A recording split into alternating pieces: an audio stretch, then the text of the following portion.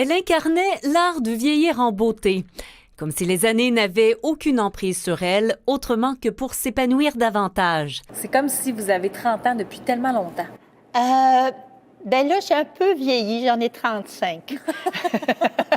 Le cœur toujours jeune, elle a défendu les droits des aînés et contribué à briser leur isolement, elle qui a agi comme marraine des Petits Frères dès 2007. C'est à Montréal, en 1929, que Béatrice Picard voit le jour. La toute gracieuse demoiselle Béatrice Picard. Déjà dans les années 50, elle est une comédienne très populaire, à tel point qu'elle se voit décerner le titre de Miss Radio-Télévision en 1958. Il faut être là au bon moment, parce qu'il ne suffit pas nécessairement d'avoir le talent, il faut avoir aussi l'acharnement. Après Le Survenant, elle joue dans Cré-Basile ainsi que dans Symphorien, des comédies de situation qui ont imposé le genre au Québec. Son rôle de mère envahissante dans Symphorien ne laisse personne indifférent. Oscar, je te défends de juger ta maman. À genoux, mon enfant. Elle s'illustre également dans Les Brillants, au début des années 80. Mais pourquoi pas? Avec toi, Claire, avec Anatole, puis avec vous, mon Jean, que j'aime tellement. Non, là, vous allez encore m'embrasser, mais ce fois-là, je sais pourquoi. Ses rôles de composition la feront sourire des années plus tard. J'avais 20 ans, puis on faisait jouer des femmes de 50 ans. Puis à l'époque, 50 ans, c'était vieux. Alors donc, je composais comme ça. J'ai une petite vieille. Hey, j'en ai 90 maintenant, puis j'ai pas l'impression de parler comme ça. Excusez-moi, j'allais oublier mon travail.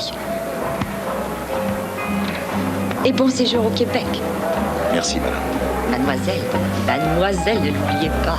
Dans les années 70, elle est de la distribution du film culte L'Initiation et Taureau quelques années plus tard. Prenez-moi! Suivront plusieurs autres films, dont Ma tante Aline en 2007. Dans le court-métrage Marguerite, la comédienne alors octogénaire incarne avec brio et sensibilité le rôle-titre. Pas question que je passe la fin de mes jours à faire des allers-retours à l'hôpital. Son rôle de femme en perte d'autonomie qui se lie d'amitié avec son infirmière impressionne. Marguerite sera d'ailleurs nommée aux Oscars dans la catégorie meilleur court-métrage de fiction. Je suis restée bouche bée. Je croyais pas à ça. Je me dis, on me fait marcher.